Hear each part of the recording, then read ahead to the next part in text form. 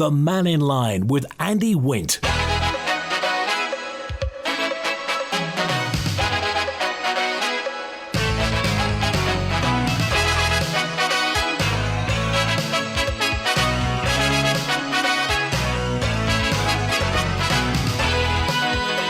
Faster my good afternoon. Welcome to Mannin Line on Manx Radio. We're talking about tourism. Well, we used to call it tourism.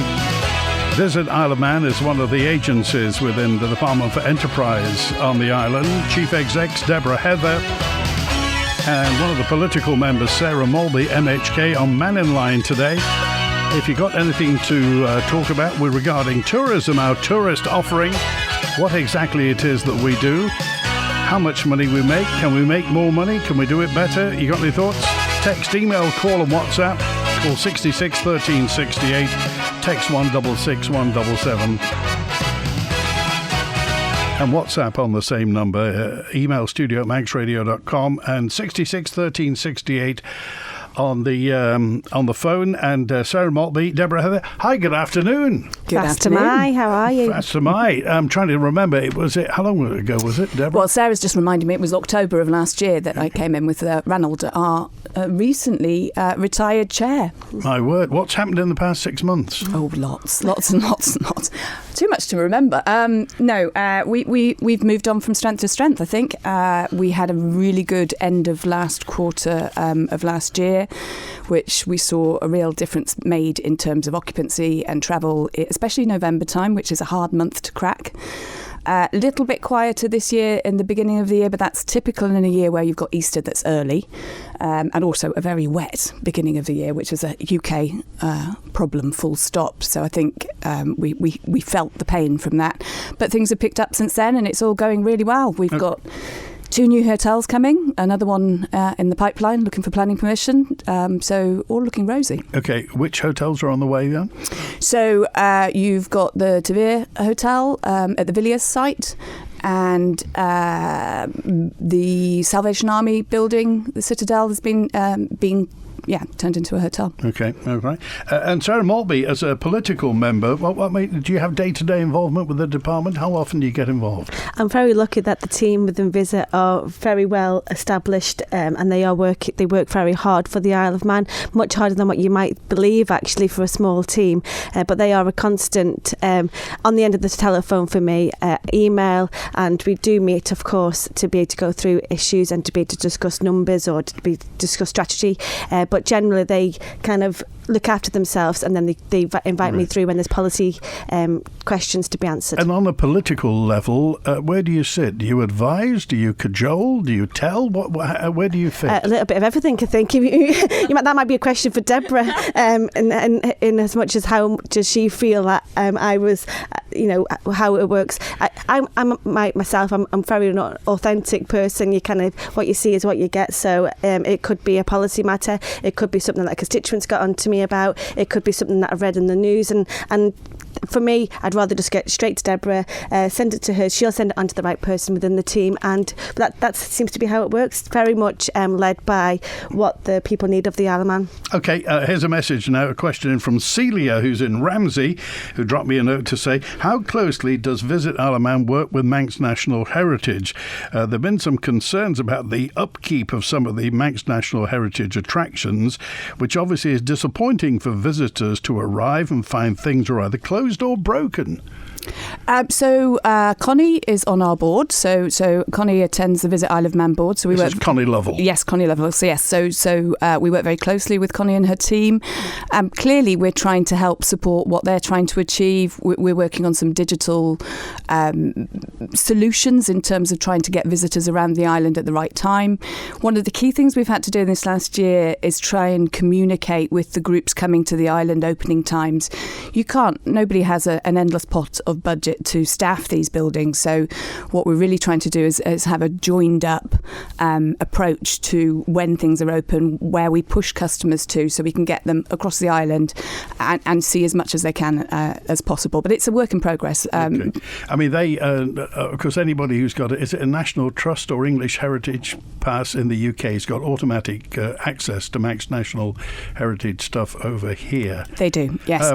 I mean, Manx National Heritage make no secret of the fact, obviously, one of their biggest expenses is people. That's everybody's biggest expense, and often that has to be compromised in terms of keeping attractions up to where they should be.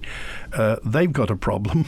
I mean, do you play any part in lobbying on their behalf? Manx National Heritage are actually part of the department, so their home is the Department of Enterprise. So we are much more connected than it would appear. It's not arm's length as such, but we will always help them wherever we can. In fact, the year before last, we tried an extra season, an extra additional month in terms of opening, and Visit supported that and paid for that.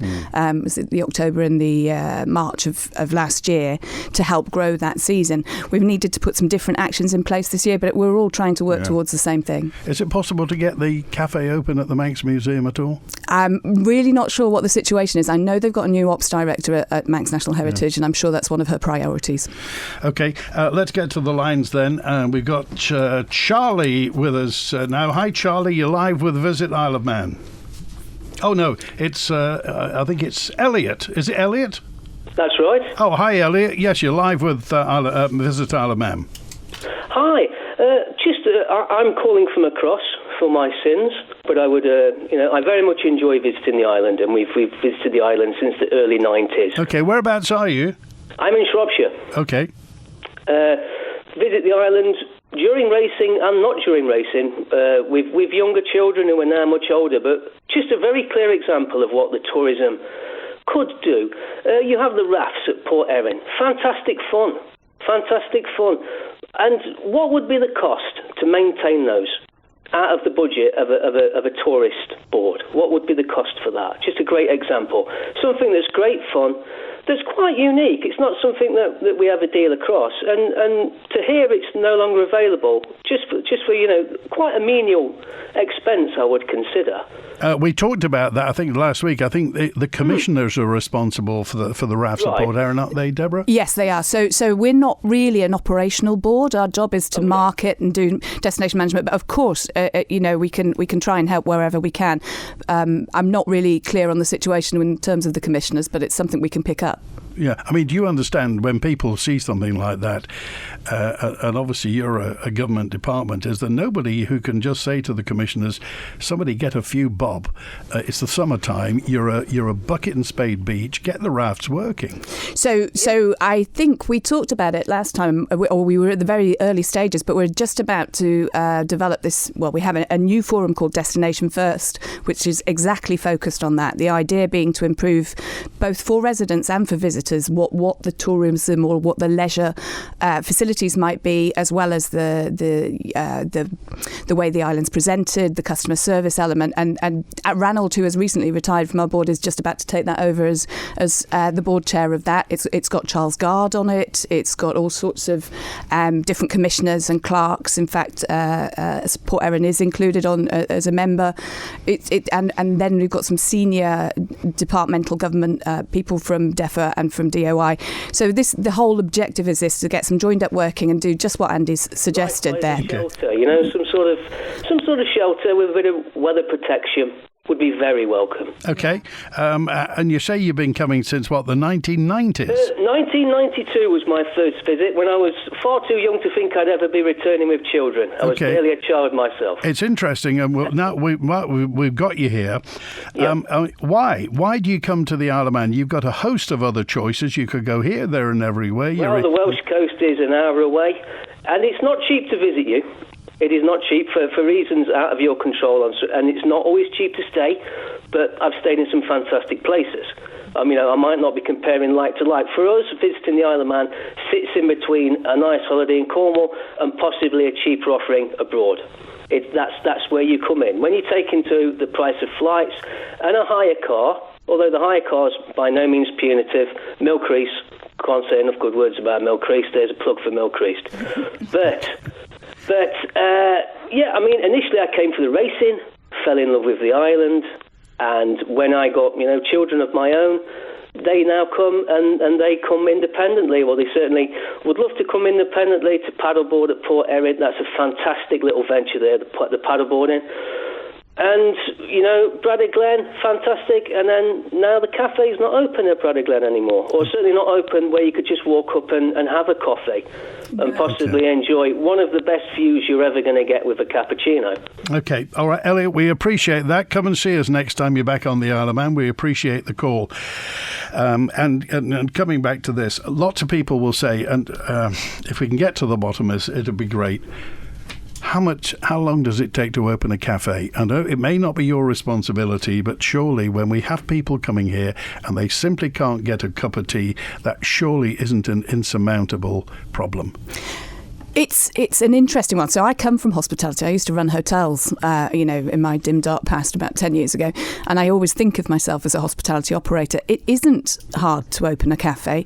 What is hard is the cost of goods these days. It's also really difficult to recruit, and therefore that whole idea that post-COVID you can just have a building, have it open all of the time, whether the customers come in or not, people can't make that work commercially as they used to. So people are having to try different things and work through different things. And I think in that instance, they're going to do events rather than open on a daily basis, because it's speculative. And what they're doing is trying to manage their costs and manage their profit margins. And you can't really blame them for that. Okay, Sheila, you're live with Visit Isle of Man. Hello, Sheila. Hello. Hello, Sheila. What's on your mind, Sheila? Oh, sorry. I was talking about not being able to get any food at the airport for an evening flight out. Okay, is this airside? Is it after you've checked in or before you've checked in? After you've checked in. Okay. But still down in the check-in lounge. Okay, so after you've checked it, do you mean actually inside the airport or in the departures lounge? No, inside the airport. All right, so we're talking about the cafe then. Yeah, I mean, I'd imagine that they suffer from the same thing, that you can't, as numbers and demand reduces, you can't just leave it open and staff something. But the airside side of it would have been open. I think that is open until the last flight. That's Costa, isn't it? Inside. But who's responsible for the cafe in the waiting hall? Is that DOI? Would that be their responsibility? I'm not entirely sure. Sarah Maltby, any ideas?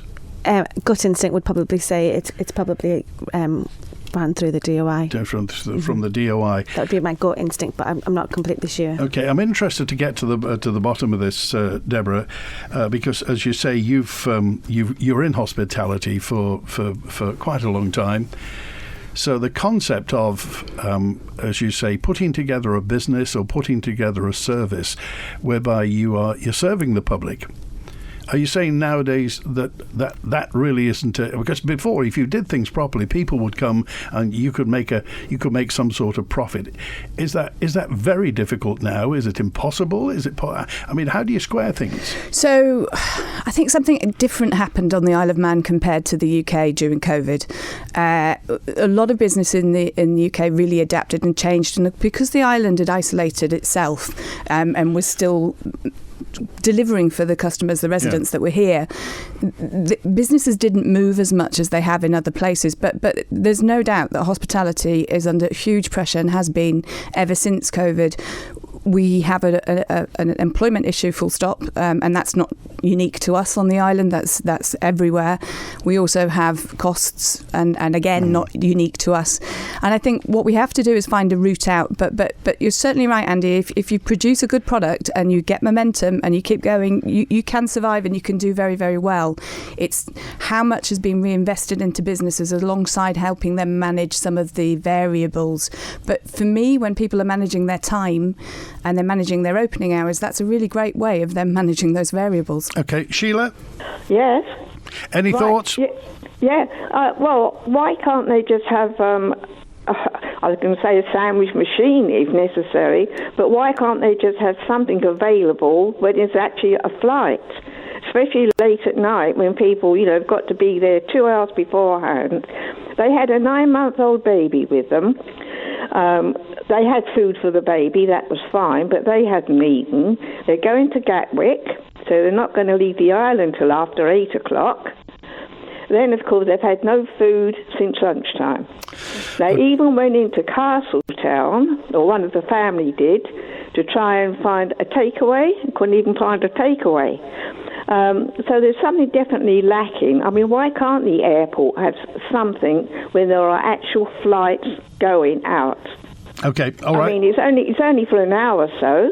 Okay, we appreciate that, Sheila. Thanks for that point. Obviously, places like Manx National Heritage and the DOI at the airport are going to be charging a rent, aren't they? If they're bringing somebody in from outside to do it, they will have to pay. So surely the thing to do is for a year or so, just drop the rent, give it rent-free to somebody who can do it. I mean, I can't comment on that because we don't get involved in the way that those are valued. But I do go back to that. We have to think about demand and supply. People have to be practical here. That businesses are trying to survive, and actually, if there is airside food available, it makes sense to not have the other one available. Okay. Here's a message in now from John, who said, it appears that many visitors fail to see the best bits of the Isle of Man. This email says, as a member of the small group that meets visitors at Port Erin railway station, I like to chat to visitors and ask how they're enjoying their stay. For example, when asked, how did you like Ramsey? The response from the coach parties is quite often, there's not much there. Well, this isn't surprising because they're dropped off at St Paul's Square and they don't find Murrock Park. The park's a gem. There doesn't appear to be any simple leaflet that we can give out showing the top 10 sites of the Isle of Man. What's available is the extraordinary one-stop guide, 72 pages of densely packed print, and it's information overload. Similarly, M&H produces a 32-page booklet, which is information overload, but fails to give details of opening times. Again, John says, it's time to take a fresh look. We need a simple leaflet with opening times. Hi, John. And that makes it, you make a good point, but because people are trying to manage their hours away, the businesses are demanded, then the opening hours have changed. And this stuff's online. The reason our one-stop guide is big is because we have to represent everybody. We can't not represent the whole island. But we do give the coach drivers a whole leaflet with the best places to go. We try and manage where they're going, and we try and make them go to the best places. You're absolutely right. People will miss stuff, and we need to get them back and keep getting them back to see the rest of it. We're just about to start some campaigns as they leave the island to try and get a bounce back to tempt them to come back. But most of this stuff is online just because of the sheer nature of trying, of the way it's dynamic. The dynamic means it changes all the time. Okay. Charlie, you're live with Visit Isle of Man. Hi. I've seen a big increase in walking groups coming to the island over the last few years. Now, I park up on Marine Drive quite a lot, read the paper, take the dog for a walk. Now, they walk up and they see the gates going across and stop. I tell them, you can't get through to Port Sodrick.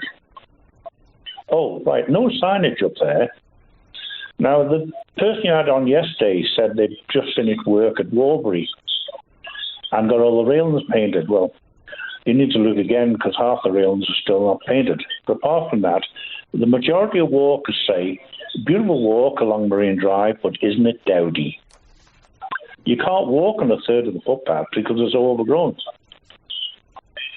Now, they send a tractor up with a cutter on the back in November each year to give it one cut, and that's it.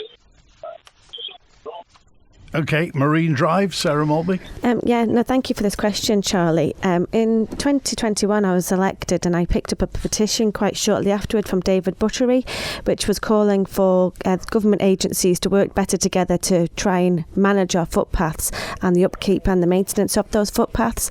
I brought the petition to Tynwald and a committee was formed, and that committee produced very succinct recommendations, and those recommendations were actually fully supported and agreed by the government. We are now at a stage where the government have now established this working group, we are waiting for them to report back now.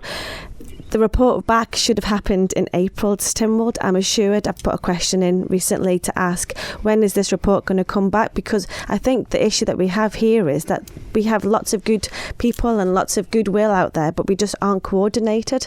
And I think that's what the report actually said. You know, we have budget in different areas, and if we can pull that budget together and that resource, then we can better look after our public rights of way. And that won't just benefit our visitors, it benefits our residents. residents. And that's the reason why I picked up the petition in the first place. It's about that mental health, that well-being of our residents, which then go on to promote and encourage more people to come to the island, because we have something special here. We just need to get our act together. Can you understand why people would think this takes ages? You're talking about something relatively simple, that if you're in private industry, in business, you would just organise over a couple of weeks, maybe a month or so. It seems that the whole thing gets mired in process and it creates a mountain of paperwork, and still, as you say, the job's not finished. Yeah, no, absolutely. It feels like when I picked up the petition, I thought this will be a nice little introduction to politics. I'll get my teeth into this and see how we get on. It soon turned into a huge can of worms that I'd opened, and I realised just how difficult this was going to be to try and coordinate. So what's the hold-up? But the hold-up now is this report to find out what the working group, which does comprise of all of the vital parts that you would expect to be on this group, for their report to say this is how we're going to do it.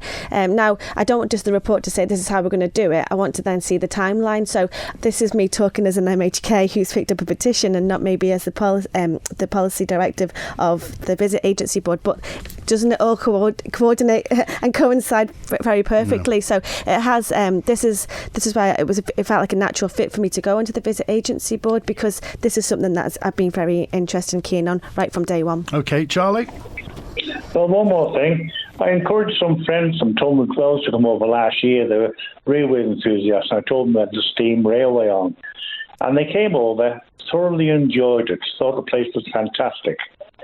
They used the horse trams, they were staying on the promenade 4 to 6 times a day. The biggest disappointment with them was, why didn't it go the full length of the promenade? Now, we paid out this money to have it done, but the money was used for something else. Okay, so all right. Let's just ask a question then to Deborah Heather. I'm not going to ask you whether or not you want it, because obviously with an official role. But I mean, we've got a halfway horse tram at the moment. It's unique in the world. And yet, people just look. We know it's not available on a Monday. We get cruise liners on a Monday, and we get Americans walking around looking for the horse trams. I mean, what's Visit Isle of Man's view of the situation with the horse tram? Obviously, it's going to benefit our visitors, full stop. I mean, there isn't any doubt about that. You've got the cruise ship passengers coming in. That's a big part of our strategy going forward. And it's amazing to hear that your friends came over and used it so often. It is something to be really valued and cherished. The heritage is such a massive part of our offer. Well, we see it every day. So lots of people, I would say 99% of people on the Isle of Man take it for granted. I think that's true. Not knowing that there isn't one like it anywhere in the world. And I think that's true, and I think we can see that completely, Andy. So our passenger survey figures gets us around 98-99% satisfaction and or very satisfied from our visitors. Our residents don't feel the same way, because we've become slightly oblivious, and it's how we can reawaken that whole joy in the island and really sort of trying to see it from a new perspective. And for me, I've been here 15 months, so still everything is really quite new and really very exciting and very different, and I think we've just got to embrace that a bit more and remind people. Okay, Charlie, thanks for that. I've got a message in now from Paddy, who says, can I ask, I attend various car shows across, particularly the massive NEC Classic Car Show in November. The Irish Tourist Board have a stand there, but why not the Isle of Man, even if just a small stand? It's a big market for cars on the Isle of Man. Whilst we get various clubs coming over, we could get a lot more if we were to promote the Isle of Man in cooperation with the steam packet and some special deals. Thank you, Paddy. And of course, on the Isle of Man, we have a huge motor museum. Anybody who's into cars never fails to be impressed by that motor museum at Derby. Is car clubs, is that a market for us? Yeah, no, definitely. So we're doing some research at the moment. And by the way, I'm not a huge car fan. I don't really like cars, motorbikes. They're for me to get me from A to B. But I think the motor museum is absolutely fantastic. I think it's one of our best attractions, and it's a real opportunity for us. I think the thing we have to be sensitive of is people coming over here to try and race. We don't want to have to close the roads any more than we have to do for the residents that live around the race course. But car clubs, absolutely an opportunity. This is the sort of thing that actually the type of properties, hotels and things like that, would normally go and work towards. But of course, we will support them. At the moment, we're carrying out a piece of research to properly identify what is our opportunity in terms of meetings, incentive trips, conferences and events, and car clubs would fall into that. It's that sort of special interest group. Okay, and here's another one regarding special interest as well. The Bee Gees. The Bee Gees statue now has become one of the most selfied things on the Isle of Man. What can we do? Sarah Maltby, what can the Isle of Man do to capitalise on the Bee Gees? Oh, to capitalise on the Bee Gees specifically. I think the Isle of Man has become... Everyone now knows about the Isle of Man probably because of the Bee Gees and the TT races, and obviously people like Mark Cavendish. We have great ambassadors, not just the Bee Gees, who have gone out there across the world and have spread the word about the island. So to capitalise specifically on the Bee Gees, it's just that we could have a walking tour, I suppose, of the different blue badges that are available on the Isle of Man. There are various different groups looking at this. So Manx National Heritage are trying to see what they can gather together to do some sort of an exhibition. Yeah. And there's another group that potentially could get us... so MNH is looking at a Bee Gees exhibition? They're looking at something like that. They're collating to see how much material they've got, what they would have to go out to get to do something. But there's also another group who are in contact with Barry Gibb, and it's rumoured he might come next year. Yeah, right. I had heard that, but I didn't want to... Maybe I've just spilt the beans. Sorry. That would be absolutely fantastic. I mean, from a Manx Radio point of view, I remember the vehement discussions there were 25 odd years ago with various people saying the Bee Gees were from Manchester, and our late great Bernie Quayle used to do the Late Show, maintained they were from the Isle of Man. They were all three of them born at the Jane Crook Hall. Barry was registered what used to be the old Mailey's Chemist, which is now Manx Telecom. His parents lived above there, and also Bernie was a big BG ambassador. We used to get at some time at Manx Radio, you get groups of 6 Japanese people would turn up at the door, and Bernie would do a tour. Would take them around the Isle of Man, take them to Union Mills, to the post office and Ballacamine Drive and what have you. Take people around there, and I have to say, Deborah and Sarah, they loved it. Yeah. They absolutely loved it. So we have something that's completely unique. We've got a statue, and that's down to David Christian, who was one of the people who put together that statue for Douglas Council.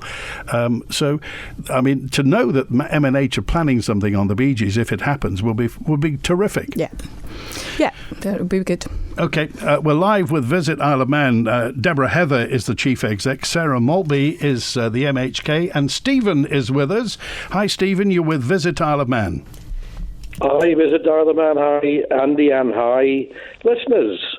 What I would like to ask is, I know you say that you concentrate on marketing, but I'd like to ask several questions. Firstly is, do you attempt to coordinate with possibly any big hotel chains on the island and the steam packet for special offers? Because you ask the man in the street or the lady in the street, and everyone will say we could improve the numbers visiting the Isle of Man by cheaper fares. Now, I know that when the private company were making their pitch for to continue their offer, part of it was £12 million worth of special offers, and it appears that at the moment there doesn't seem to be any special offers coming along. So that's my first question to you is, do you coordinate any special offers with the carrier and hotel groups? Are you just purely marketing quite separate from these two other organisations? So there's a few different parts of that. There is still some special offers that are out there that the Steam Packet do themselves, and they do work. They have a company called Steam Packet Holidays. They work with the hotel groups. They actually have a substantial budget to be able to market these, and we do work alongside them. The MD of the Steam Packet is on our board as well. So there is a very collaborative approach to this. Price-wise, I mean, we've made our comments to the Select Committee, and that report will come back in due course. I think there is opportunity there. I do think there is an opportunity for us to do more. We just need some direction politically, I think. Stephen? Well, it'd be interesting to see what Sarah has to say if it's a political decision that we need. I think that a lot of people are saying that it's the fare structure, certainly for the visit industry, that is putting people off. After all, if you two ladies would like to go along this afternoon to have a whistle-stop tour of Port Eyre and Castletown, Peel and Ramsey, and you could play a game of Spot the Visitor. Now, I don't want to degenerate what you're doing, but that's the facts. You go out there, the island is desperately quiet outside TT. So my next question for you is, we all value our heritage railways, and where a number of us who support the railways are very concerned about the report that's coming. Will it attempt to reduce any of the lines or any of the services? Would you be opposing that? Okay, Deborah Heather. Sorry, just a couple of things there. Actually, the accommodation on the island is generally full, basically from April through to the end of October. So it's because we've got a capacity issue, not so much that the island isn't full. Yes, of course, it grows in TT, but it grows because of a temporary accommodation that gets added on in that period. But actually, what we have is an issue outside of that April to October time to drive people here more consistently. In terms of Heritage Rail, the report has been out for a good few months now, and I'm on the working party supporting Heritage Rail and how it moves forward. If, in fact, Visit or me have the responsibility for looking at the marketing side, the pricing strategy and the digitalisation of it. Okay. Stephen? Well, that didn't really answer what I have to say. But what was your direct question, Stephen? The direct question is: would you oppose any changes to the network? Okay, if the recommendations are that the heritage railways are cut back, there was a rumour that parts of government wanted Laxey to Ramsey closed. Deborah Heather. I think that's probably unfair to ask Deborah, because that would be a policy question for the politicians. So the direct answer to the question, no, I wouldn't support any closure of any of the network. Okay, Stephen? Excellent news. Now, my next question is, at the moment we've noticed, or you can read it yourself, and it's been announced that there's another round of applications for money for developments to help so-called brownfield sites, which I dispute in many of the cases. But secondly, is there any grant aid scheme if somebody if a couple wanted to purchase a hotel, say, to invest in the industry? Is there a scheme where they can get help from Visit Isle of Man or Department for Enterprise? Okay. Or even provide, say, a tourist-related facility. Okay. There are schemes in place from the department that people can apply for if they want to invest on the island, whether it's brownfield sites or not, in tourism businesses. Okay, all right. Stephen, we're going to leave it there. We've got to crack on. Thanks for calling today. Thank you. All right, good to hear from you. 21 minutes before 1. Let's get to the answer phone. Good morning. It's Nigel Sperring from Albany Tools and Albany House. I've been in the industry nearly 40 years and 30-odd years here in the Isle of Man. And I've seen some changes, and some not so good, some so good. And in your case, having somebody with experience within the industry in that position is very important. A couple of points I just want to bring up. We have spoken in the past, but I think it's really important that I thank you for the welcome centre that you've now taken over, and also the kiosk pods that's in the sea terminal that looks splendid. And hopefully when the shop is going to be open, or the shops will be open, then the right people will be put in there, marketed correctly. Hopefully the cruise team will put the passengers, when they come off the cruise ships, in the right direction for the shops, and we have the spend, which is what we want from the cruise ship passengers. And we need to market the island. You want to increase visitor numbers greatly, and we hear that all the time, but it's not just about the TT. I've always said that. I think ministers and government think the island survives its summer months on the TT. It doesn't. There's walkers, there's ramblers, there's people just on holiday, and there's the railway industry, and also, obviously, massively is the cruise ship business. People don't think the cruise ship business brings money into the Isle of Man. Well, I'm telling you, it does. I started 6 years ago, and I've worked very hard promoting and marketing myself as Albany Tours Isle of Man across the globe with a number of cruise ship companies, and I know it's really important for us to send teams over to faraway places to go to these conferences and to market the cruise ship business, but also we've got to get on the back end of that. I've got a 6-seater minibus, but I'm taking people out this year on coaches using the Blue Badge Guide. But we're not just doing the heritage sites, which is what the Blue Badge Guides people are here to promote, and we're grateful that we've got them. Nikki's done greatly with the ancestral business. The market's there for the Americans for that, so we need to hit that market. Or hospitality providers can help you in any way, we will do so. And it's nice to see the terminal open in Liverpool. The minister was stood on his pedestal saying how wonderful it is now, clean and fresh. So I think he now needs to just concentrate on our sea terminal building and the airport down south, and let's see if we can get that up to scratch as well, because it's first impressions when people come here to the Isle of Man. It looks great in Liverpool. It now needs to start look good on the Isle of Man itself. Deborah Heather? Thank you, Nigel. Always great to hear from you. And could completely concur. I think those are ambitions that we've got too. And I'm hoping Mrs. Maltby's on the Destination First board as well. I'm hoping we can really make a difference with that activity and that focus.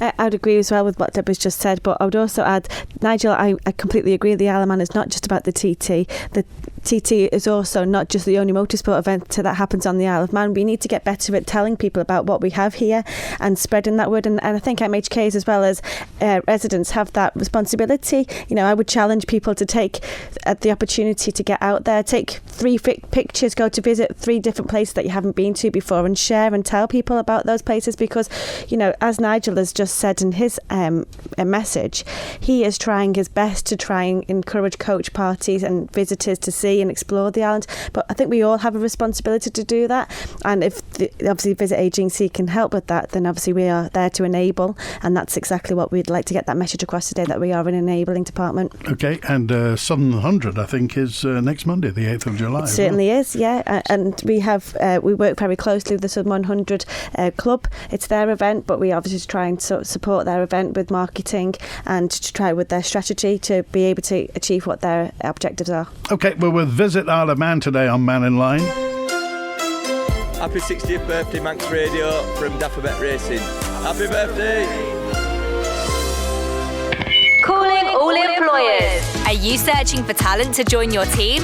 Look no further than justthejob.im, the best jobs website for young people on the Isle of Man. Whether you're offering summer jobs, part-time posts, full-time roles, or exciting internships, Just the Job has you covered. And here's the best part. It's absolutely free to use. Justthejob.im. Start posting your vacancies today. Powered by Junior Achievement Together with the Z Zurich Foundation. At the Isle of Man Creamery, we're proud to be a farmers' cooperative, owned and operated by our local farmer producers. The welfare of our animals is our top priority, and all our milk and dairy products are certified grass-fed, meaning the herd have more time outdoors roaming the pastures. We also only use bio-based milk cartons, so no fossil fuels are used in their production, plus we offer a full carton recycling service too. Isle of Man Creamery, crafted to perfection since 1934. This year's Stage Ed West End Summer School is going to be even more magical, because as well as the chance to work with musical theatre pros and perform in front of family and friends, you could also land a part in Dick Whittington, this year's Christmas pantomime at the Villa Gaiety, supported by Zedra Isle of Man. The Stage Ed Summer School, back at Ballacameen High School Studio Theatre, 22nd to 27th July and 29th July to 3rd August, for all ages from 6 to 18. Visit stage-edholidayschools.com for details and booking. The Stage Ed Summer School with Zedra Isle of Man and your nation station, Manx Radio. Until the 14th of July, you have the chance to win an LG 65-inch TV, courtesy of Waltons. Each week on the Manx Radio Facebook page will be a scrambled footballer's name. All you have to do is identify the person. To enter, tune in each weekday evening to Greatest Hits or Saturday Live, where we will announce a window of opportunity and you will have 5 minutes to text your answer and your full name to 166 177. The winner will be announced on Monday the 15th of July, so keep listening for your chance to win with Waltons and your nation station, Manx Radio. The Mannin Line with Andy Wint. With Visit Isle of Man today, and Michael's with us now. Hi, Michael. Oh, hi there. How are you? All right? Good, thanks. You're on with Visit Isle of Man. Yeah, this is Michael Starkey speaking from the north of the island today. What I'd like to talk about, over the last couple of years, something wonderful has been happening on the island, and it's growing throughout the UK. And what it is wild swimming, outdoor swimming. In the UK alone, at the moment, I just checked, there's roughly over 100,000, and it's growing rapidly. It's one of the fastest outgrown activities. We're spreading across the world, really. In the north alone, there's nearly 2,000 people. Sorry, 1,800. And in the Isle of Man, it's reaching nearly 3,000. It's because of all the wonderful beaches and shores we have on the island. But when I picked a little brochure up not long ago, there was no mention of I think there's a great market there for people to come and swim on the island and advertise it throughout this. And the group we're in is called the Manx Blue Tips. Mm-hmm. It's like a play on words. The emblem is a blue tip that you swim with. Now, I've never come across such a wonderful group of people caring, and they cared about the environment, and they cared about each other. And it's such a wonderful place to swim, all the little coves and beaches hidden away. And we mostly swim in the north, in Ramsey. In fact, it was me that just cleaned Ramsey Shore up by myself, by the way. I think Wilf has been on a few times. Oh, was it you? Oh, right. I cleaned it up. I cleaned the shore up with a wheelbarrow, a rake and a grep, which is Manx for a fork. And we made it so people can actually sit on it. It was unsittable before there. But I think there's a fantastic market out there.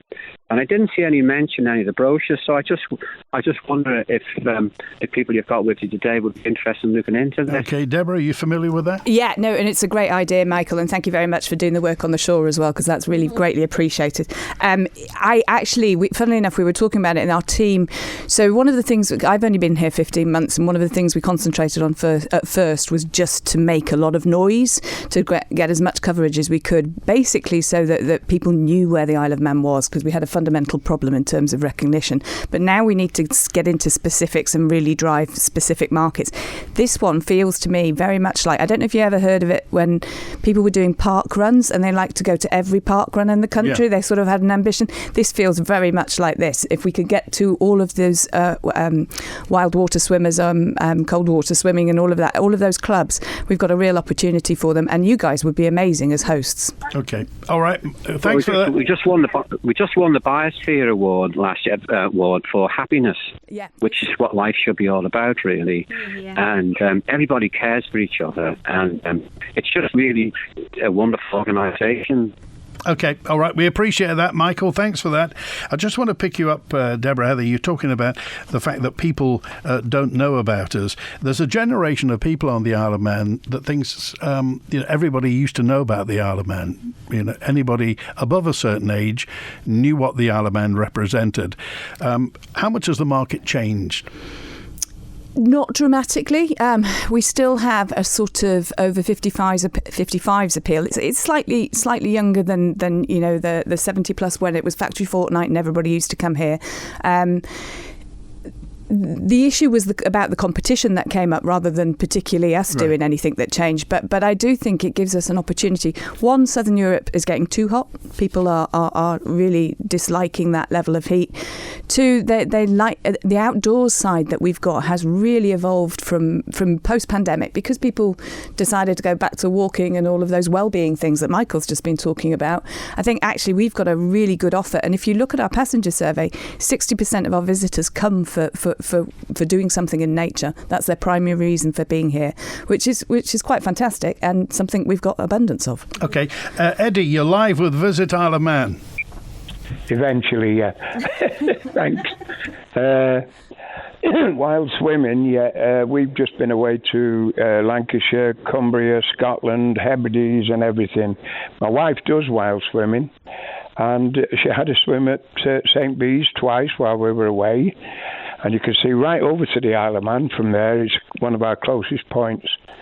And just to get one in quick, there was 100 turbines there, not one of them working. But that's not the point I wanted to come on to. We're talking about steam packet. Like I say, I've just been up Scotland, and a 2.5-hour trip to the Isle of Islay from Tarbert. That's a 5 hours return, £110. My cost from the Isle of Man, 3 3/4 hours. That's 7.5 hours total. That's 1/3 more exactly, £611. I suggest that now that we own it, although I doubt if this will ever happen because it's a government-run thing at arm's length, will we ever have a say in any of what happens to the steam packet fares? My suggestion would be, and a lot of other people out here, is last year you made 15 million. Put that back into reducing fares, and every year, every bit of profit that you make, put back in to reducing fares, because when all said and done, just like all supermarkets do, loss leaders, the money will come back. Okay. The minute you get people here to spend £1,000, if they've saved 700, they'll spend 700. If they've only saved 100, they'll only spend 100. Okay, Sarah Maltby. Yeah, well, we do know that our visitors do cite the cost of getting to the Isle of Man as a consideration when they're booking their holiday. However, as we heard from Elliot before, he's visited for 22 years, and he mentioned that the cost does come into it, and I do agree that we have to do something about that. That is what the committee that has been established is actively working on, and obviously visits have made a contribution to that. I think it's there. It's right at the very front of our minds. We want people to come to the Isle of Man. They want to have a good time while they're here, and we need to give them good value for that money that they have spent. And that's what Visit Agency is trying their best to try to provide. Good, enabling the hoteliers and the restaurants and the cafes and all the other businesses to be able to upgrade their offering so that they can then go on to give our visitors that experience. Is it down to the steam packet? I mean, will the steam packet decide what the fares are going to be, and that's that, or will Treasury get involved? I mean, currently the steam packet run their own business. It's that arm's length piece, and their pricing strategy is their pricing strategy. Do we agree, feel the same? I guess for me, it's more about the empty seats that could be sold to bring more people here to spend more money within the economy. But on that, we are trying to actively work with more, day trippers, or trying to get people onto the island. We have got a bigger boat now, which has got far more accessibility features as well. So there are options to try and broaden the scope of people who may not have been able to travel to the Isle of Man before. I mean, and now that we have got this, are day trippers any sort of option for us? I'd say never say never to any option, to be honest, but okay, that's probably going to be a future piece of work, but that's not something that we are discounting. It's an opportunity for us, and I think when the committee, as Sarah said, has written their report, then hopefully we can see what can be done. Okay. Thank you, Eddie. We're going to crack on because the full switchboard and lots of messages. I just want to get to this one, and this is from Lucy. It's actually Lucy George at the Welbeck Hotel. I've had people recently say they've had a fantastic time with the Heritage and Go Travel cars, love the Isle of Man, want to come back. Regarding opening hours, medium businesses such as ours, the Welbeck Hotel, family hotel, open to the public. My dad, Michael, has just had to work morning, noon and night over the past 3 weeks because it's difficult to get chefs with the various sicknesses and a general shortage. It's the kind of things people don't see when they complain. I understand from our guest point of view it can be frustrating if places are closed, but it's a very challenging time, and we're lucky to have a fantastic team. Luckily, the kitchen team's back today, so Dad's got a day off. All joking aside, Is it difficult to get chefs, Deborah Heather? Yes, it's difficult to get chefs everywhere. It's difficult from a visa perspective. It's difficult because of post-Brexit. It's difficult because there's less qualified than there used to be. So we're in the middle of setting up a hospitality board that's going to focus on skills and trying to encourage people into the industry. We're not seen as an aspirational industry externally, but actually it's a great industry to be able to rise quickly. If you work hard and you're competent, you can actually get promotion very, very quickly. But we got a curriculum at UCIOM for that. There's a big kitchen there, isn't there? A hospitality course. And there are people joining that course, but we're not getting enough. That we do need to think and future-proof. I thought chefs earned a fortune. That's what every restaurant owner tells me, that chefs earn a fortune. Michelin-starred chefs earn a fortune, or television chefs earn a fortune. Obviously, demand is high and supply is low, and therefore they can get decent wages these days. But it's a hard job. It's hot, sweaty. It can be split shifts, and as Lucy's just said, I've been in to see them, and he's in his chef whites and he's just done breakfast, and it is really hard work, but it's actually really rewarding as well. So we just need to encourage some of the youngsters into it because it's quite a creative job. Okay, Sarah. Yeah, well, I'd agree with that, as well as being on the DFE. I'm also in desk, so that's helpful, isn't it? So I can maybe pick this up with the team and just again remind them that we do need to try and do this joined up piece of work. And I guess that's what my job is to try and bring together these two departments to try and encourage and help find that skills board, exactly what the skills board is designed to do. Okay, a final one in from David, who just says, look, thanks for the programme, but what I hear are focus groups, meetings and discussions. Where does the progress come, Deborah Heather? Well, in the numbers. So the numbers were 20 million above what they were forecasted to be last year, 184 million. We're looking at 191 million, and that doesn't seem like a big gap this year, but that's because we have to get those infrastructure stuff, new hotels, new capacity to deal with the capacity issue to help us move forward. But it's short term, and I see them jumping quite quickly later on. Okay, Sarah Maltby, are you optimistic about the future for tourism on the island? Oh, absolutely. The Isle of Man is a very special place, and the more people that know about us, the better. But the island will always hold a very, very special place in people's hearts who leave the island, and it's also getting them back here and giving them the quality of life that we know and we all enjoy. Hopefully we'll be back before Christmas. Good to talk to you today, Deborah Heather and Sarah Maltby from Visit Isle of Man. Back to Open Line tomorrow.